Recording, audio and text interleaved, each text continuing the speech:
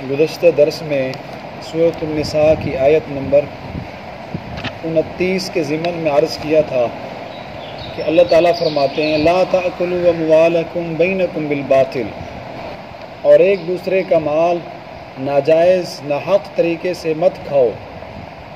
اس ضمن میں اس کی تفسیر میں نے عرض کیا تھا کہ اللہ تعالیٰ فرماتے ہیں اے ایمان والو ادخلوا فی السلم کافہ، دین میں پورے کے پورے داخل ہو جاؤ۔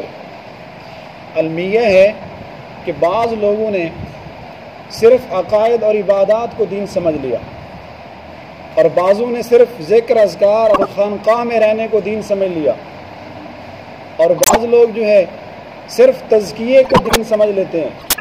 حالانکہ اللہ رب العزت فرما رہے ہیں یہ سارے کے سارے دین کے شعبے ہیں، دین میں پورے کے پورے داخل ہو جاؤ۔ کسی ایک چیز کو دین سمجھ لینا، باقی چیزوں سے کنارہ کشی کر لینا، یہ پورے کے پورا دین نہیں ہے۔ پورے کے پورے دین میں کس طرح داخل ہوں گے، اس کے لیے میں نے عرض کیا تھا کہ دین کے 5 باب ہیں، دین کے 5 اجزاء ہیں: ایمانیات، عبادات، معاملات، معاشرت، اخلاقیات۔ جو آدمی ان 5 پر عمل کرے گا وہ ادخلوا فی السلم کافہ، پورے کے پورے دین میں داخل ہو جاؤ، وہ اس پر عمل کر رہا ہے۔ اور ان 5 ابواب میں سے جو تیسرا جز ہے معاملات، یہ دین کا ایک لاوارث شعبہ بنتا جا رہا ہے۔ نہ تو لوگوں کو معاملات لین دین کے شرعی اصولوں کو پتہ ہے، نہ ہی حلال و حرام کی تمیز باقی رہی۔ قرب قیامت کی ایک علامت یہ بھی بتلائی گئی، یأتی علی الناس زمان، حضور علیہ الصلوۃ والسلام کا ارشاد گرامی ہے کہ ان قریب لوگوں پر ایک ایسا زمانہ آئے گا کہ آدمی کھائے گا اور پیے گا لیکن اس کو حلال حرام کی کوئی تمیز نہیں ہوگی۔ کما تأکل البقرہ، ایسے کھائے پیے گا جیسے گائے کھاتی ہے، جیسے جانور کھاتے پیتے ہیں، حلال حرام کی کوئی تمیز نہیں ہوتی۔ یہ بھی قیامت کی ایک نشانی ہے۔ تو معاملات کی اہمیت لوگوں کے دلوں سے آہستہ آہستہ نکلتی جا رہی ہے۔ حالانکہ یہ جو معاملات ہیں، محنت مزدوری، تجارت، اس پر اللہ نے بڑا اجر و ثواب رکھا ہے۔ تو آج کی اس مجلس میں درس میں یہ عرض کرنا ہے کہ تجارت بھی توشہ آخرت ہے، تجارت بھی اجر و ثواب کا کام ہے۔ لیکن ہمارے ہاں جو آدمی تاجر ہو، تجارت کر رہا ہو، کاروبار کر رہا ہو، تو سمجھا جاتا ہے کہ بس یہ صرف دنیا دار آدمی ہے۔ تجارت، محنت مزدوری کو صرف دنیا کا ایک دھندا سمجھ لیا جاتا ہے، یہ تو دنیا کے کاموں میں مصروف ہے۔ بسا اوقات تو کسی کے بارے میں اس کی محنت مزدوری، مال کمانے کی مشقت کو دیکھ کر بعض لوگ نظریہ قائم کر لیتے ہیں اس کا تو دین سے کوئی تعلق نہیں، تو دنیا دار بن گیا ہے۔ حالانکہ ایسا ہرگز نہیں۔ عزیز دوستو، اگر ہم اپنی سوچ کا زاویہ تھوڑا سا تبدیل کر لیں، محنت مزدوری، تجارت کرتے ہوئے، کاروبار کرتے ہوئے اگر ہم نیت یہ کر لیں کہ اللہ رب العزت کا یہ حکم ہے کہ حلال روزی کماؤ، اب میں انشاءاللہ دلائل سے اس بات کو ثابت کرتا ہوں، آپ کو بتلاتا ہوں کہ محنت مزدوری، تجارت، کاروبار، بزنس، یہ توشہ آخرت ہے، بہت بڑا اجر و ثواب کا کام ہے۔ سورۃ الجمعہ میں اللہ رب العزت نے فرمایا یا ایھا الذین آمنوا، اے ایمان والو، اذا نودی للصلاۃ، جب جمعہ کی اذان آ جائے تو آگے 2 حکم ہیں۔ جب تم نماز قائم کر لو تو فرمایا فانتشروا فی الارض، اب تم نے جمعہ کی اذان کے بعد لبیک کہا، مسجد میں آ گئے، جمعہ پڑھ لیا، اب جمعہ کے بعد کیا کرنا ہے؟ فانتشروا فی الارض، فوراً زمین میں پھیل جاؤ۔ کیوں؟ وابتغوا من فضل اللہ، اللہ کے فضل، روزی اور رزق کو تلاش کرو۔ اس لیے بہت سارے اولیاء کرام کا یہ معمول رہا کہ وہ جمعہ کی نماز کے فوراً بعد تجارت کے لیے جاتے تھے، محنت مزدوری کرتے اور اپنی دکان کو لازمی طور پر کھولتے۔ جمعہ والے دن جمعہ کی نماز کے بعد جا کر کاروبار کرنا انتہائی باعث برکت ہے۔ بعض اولیاء کرام کا بڑی پابندی کے ساتھ اس کا معمول رہا۔ تو دیکھیں یہاں 2 حکم ہیں، فانتشروا، زمین میں پھیل جاؤ، وابتغوا، روزی تلاش کرو۔ یہ دونوں اللہ تعالیٰ کے حکم ہیں۔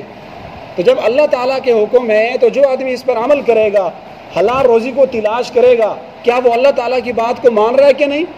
اللہ تعالیٰ کے امر پہ عمل کرتا ہے یا نہیں؟ جیسے نماز، روزہ، زکوٰۃ، یہ اللہ کا امر ہے، حکم ہے، اس پر عمل کرنے والا اجر و ثواب کا مستحق ہے، تو رزق روزی کے لیے نکلنا، تجارت کے لیے جانا، یہ بھی اللہ کا حکم ہے، یقیناً اس پر بھی ثواب ہے۔ ایک دوسری حدیث ہے، قال النبی صلی اللہ علیہ وسلم ما اکل احد طعاما خیرا من ان یأکل من عمل یدہ، کسی آدمی نے اپنے ہاتھ کی کمائی سے بہترین روزی، بہترین پاکیزہ عمدہ روزی رزق اس نے نہیں کھایا۔ جتنا پاکیزہ رزق اپنے ہاتھ کی کمائی کا ہے، اس سے بہتر اور کوئی رزق نہیں۔ اسی حدیث کے آخر میں فرمایا فإن نبی اللہ داود علیہ السلام کان یأکل من عمل یدہ، اللہ تعالیٰ کے نبی جناب داود علیہ السلام بھی اپنے ہاتھ کی کمائی سے کھاتے تھے۔ ویسے جتنے بھی انبیاء کرام گزرے ہیں، ہر نبی کا کوئی نہ کوئی کسب معاش کا ذریعہ تھا، کوئی نہ کوئی انہوں نے محنت مزدوری ضرور کی۔ حضرت آدم علیہ السلام کے بارے میں آتا ہے کہ آپ اولاً کپڑا بننے کا کام کرتے تھے، اور بعد میں آپ کھیتی باڑی میں مشغول ہو گئے، اور جنت سے اناج، کھیتی باڑی کے بیج بھی وہاں سے لائے تھے۔ حضرت ہود اور صالح علیہ السلام کے بارے میں آتا ہے کہ آپ تجارت کا کام کرتے تھے۔ ابراہیم علیہ السلام بھی کھیتی باڑی کا کام کرتے تھے۔ جناب ادریس علیہ السلام نے سب سے پہلے کپڑا سینے کا کام شروع کیا۔ آپ درزی والے شعبے سے کسب معاش کرتے، روزی وغیرہ تلاش کرتے تھے۔ عیسیٰ علیہ السلام کو اگر آپ دیکھیں گے تو آپ طب اور حکمت کا کام کر کے کوڑی اور برس والے آدمی کو تندرستی دے رہے ہیں، صحت یاب کر رہے ہیں، اس کا علاج کر رہے ہیں۔ اس حضرت موسیٰ علیہ السلام نے بھی کچھ سال بکریاں چرائیں مزدوری پر۔ حضور علیہ السلام جو خود دو جہانوں کے سردار ہیں، آپ علیہ السلام نے بھی تجارت کی، اور کچھ عرصہ کے لیے آپ نے بھی بکریاں چرائیں۔ اپنی زوجہ محترمہ حضرت خدیجہ رضی اللہ تعالیٰ عنہ کا مال آپ لے کر، مزاربت کے طور پہ مال لے کر آپ تجارت کے لیے گئے، تو حضور علیہ السلام نے بھی تجارت کی۔ آپ بھی ایز اے تاجر، آپ بھی ایز اے بزنس مین محنت مزدوری کرنے کے لیے اپنے وطن کو بھی چھوڑا۔ حضرت قیس ابن صائب رضی اللہ تعالیٰ عنہ کہتے ہیں کہ ایک کاروبار میں میرا شریک حضور علیہ السلام تھے، میرے ساتھ دوسرا میرا پارٹنر جس کے ساتھ میرا کاروبار تھا وہ آپ علیہ السلام تھے۔ فرماتے ہیں کان خیر شریک لا یماری ولا یشاری، حضور علیہ السلام جیسا شریک، جیسا پارٹنر مجھے آج تک میں نے نہیں دیکھا۔ لا یماری ولا یشاری، نہ تو جھگڑا کرتے تھے، نہ ہی معاملات لین دین میں کوئی بحث و مباحثہ کرتے تھے۔ ایک صحابی ہیں عبداللہ بن ابی الحمصا رضی اللہ تعالیٰ عنہ، کہتے ہیں حضور کے ساتھ میں نے ایک معاملہ کیا، ہمارا آپس میں ایک لین دین ہوا، تو میرے ذمہ کچھ دینار تھے۔ میں نے کہا یا رسول اللہ آپ یہاں رکیں، میں گھر سے بھی دینار لاتا ہوں۔ فرماتے ہیں جب میں گھر گیا تو میرے ذہن سے بات نکل گئی کہ میں نے حضور کو دینار پہنچانے ہیں۔ 3 دن بعد کہتے ہیں مجھے خیال آیا کہ میں نے تو حضور سے وعدہ کیا تھا کہ یا رسول اللہ آپ رکیں، میں گھر سے دینار لاتا ہوں۔ کہتے ہیں 3 دن کے بعد میں آیا تو اسی وعدے کی جگہ پہ جہاں میں نے حضور سے وعدہ کیا تھا کہ آپ رکیں میں گھر سے دینار لاتا ہوں، میں نے دیکھا کہ کملی والے نبی 3 دن سے اسی جگہ پر تشریف فرما ہے، اور آپ نے ذرا برابر بھی بحث و مباحثہ نہیں کیا، کوئی لڑائی جھگڑا نہیں کیا، صرف اتنا فرمایا کہ آپ نے تو ہمیں ایک زحمت میں ڈال دیا ہے، آپ نے تو مجھے ایک تکلیف میں ڈال دیا۔ کیسے دیکھو معاملات کے اندر صدق، دیانت، وعدے کی پاسداری ہے۔ تو بہرحال کسب معاش کا، روزی حاصل کرنے کا کوئی بھی حلال ذریعہ ہو، کوئی بھی حلال طریقہ ہو کہ انبیاء کرام کی سنت ہے۔ اگر ہم اس میں اپنا قبلہ درست کر لیں، اپنی نیت درست کر لیں تو ہماری تجارت، ہماری دکانداری، بلکہ مفتی تقی عثمانی صاحب دامت برکاتہم العالیہ نے اپنی کتاب میں لکھا ہے، میں نے پڑھا ہے، فرما رہے ہیں کہ اگر ایک ریڑھی والا جو سارا دن آلو بیچتا ہے، ٹماٹر بیچتا ہے، آواز لگاتا ہے، اگر اس کی نیت درست ہو، اگر وہ اللہ کے حکم سمجھ کے کام کر رہا ہے تو ہر ہوکا لگانے پہ، ہر آواز لگانے پہ اللہ اس کو سبحان اللہ کا ثواب دے گا۔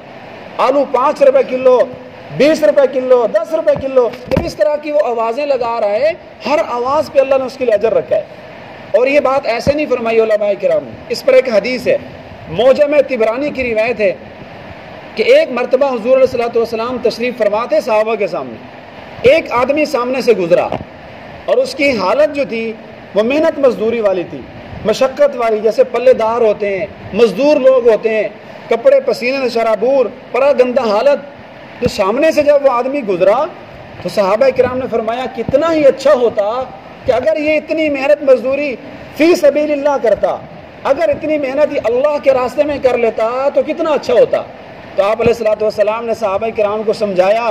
آپ نے فرمایا دیکھو اگر یہ بندہ محنت مزدوری، اگر یہ مشقت کر رہا ہے اپنی اولاد کے لیے کمانے کے لیے کہ اپنی اولاد کے لیے مال کمائے تو فہو فی سبیل اللہ.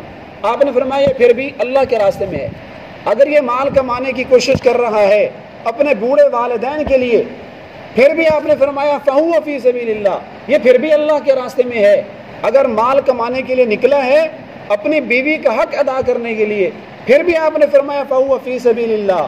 نمبر 4، اگر یہ نکلا ہے اپنی ذات کے لیے مال کمانے کے لیے تاکہ میں کسی کے سامنے سوال کے لیے ہاتھ نہ پھیلاؤں، پھر بھی آپ نے فرمایا فہو فی سبیل اللہ، یہ اللہ کے راستے میں ہے. 5ویں نمبر پہ آپ نے فرمایا کہ اگر یہ محنت مزدوری کر رہا ہے، اگر گھر سے نکلا ہے مال کو بڑھانے کی غرض سے، نمو کے لیے، تفاخر فخر کے لیے کہ میرا مال بڑھے، لوگوں کے سامنے میں فخر کروں، پھر آپ نے فرمایا فہو فی سبیل الطاغوت. تو اگر اس کی نیت یہ ہے مال بڑھاؤں تو یہ آدمی شیطان کے راستے میں ہے. تو آپ نے اس کے 5 کیفیات بتائیں.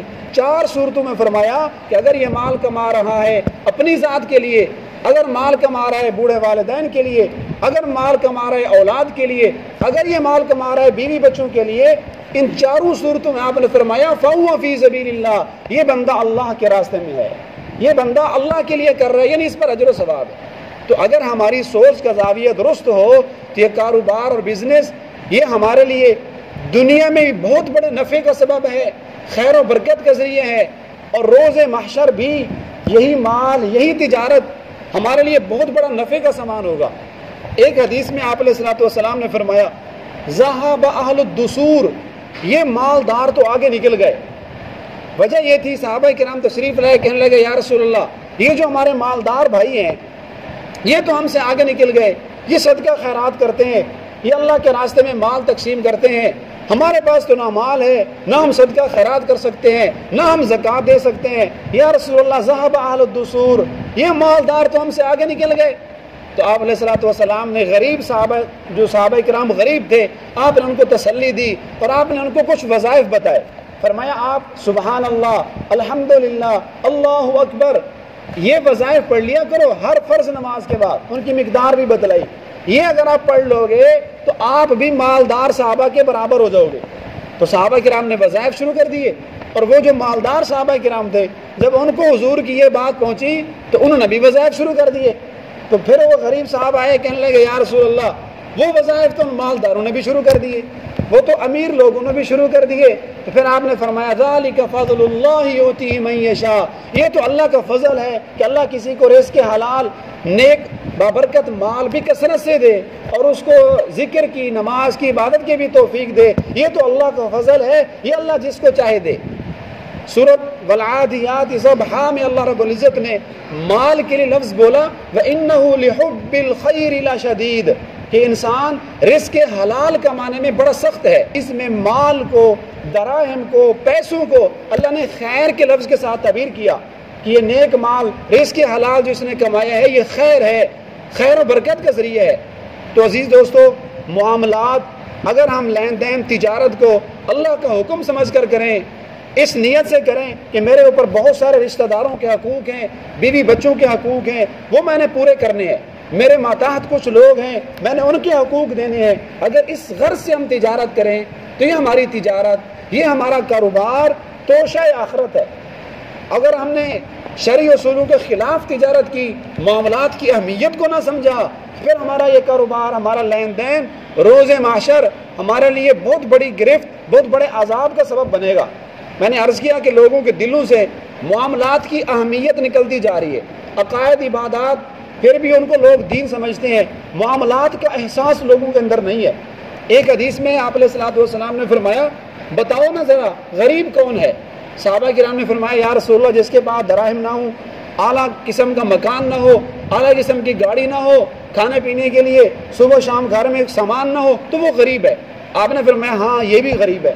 اصل غریب تو وہ ہے جو لوگوں کے ساتھ معاملات کرتا ہے لیکن معاملات کے اندر خوف خدا نہیں رکھتا، قیامت کے دن اللہ کے سامنے آئے گا، ڈھیروں نیکیاں لے کر آئے گا، لیکن ادھر سے حقدار آ جائیں گے، کسی کے پیسے دینے ہیں، کسی کی کوئی چیز ذمہ رہ گئی، لوگ مطالبہ کریں گے، اللہ اس کی نیکیاں اٹھا کر ان قرض خواہوں کو دے گا، اور بعد میں ان قرض خواہوں کے گناہ اس آدمی پہ ڈال دیے جائیں گے، تو یہ آدمی جو اللہ کے سامنے نیکیوں کے پہاڑ انبار لایا تھا، وہ ساری کی ساری نیکیاں لوگ لے جائیں گے، لوگوں کے گناہ اس پہ ڈال دیے جائیں گے، اور یہ سیدھا جہنم میں چلا جائے گا۔ آپ نے فرمایا یہ ہے اصل میں فقیر آدمی، یہ ہے مظلوم آدمی، اس کے اوپر ترس کھاؤ کہ نیکیاں بھی کرتا ہے، عبادات بھی کرتا ہے، لیکن معاملات درست نہیں ہے۔ تو میرے دوستو، جو آدمی جتنا بھی متقی بن جائے، جتنا بھی عبادت گزار بن جائے، جتنا بھی تسبیحات پڑھ لے، اگر اس کے معاملات درست نہیں ہیں، اگر حلال حرام کا فرق نہیں جانتا،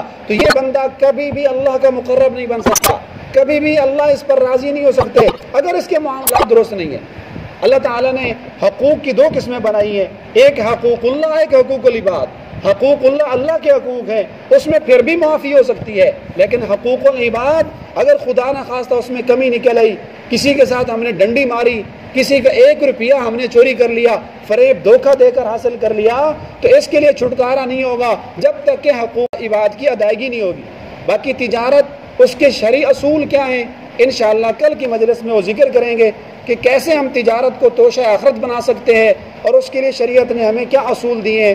زندگی باقی تو کل کے درس میں ذکر کریں گے انشاءاللہ۔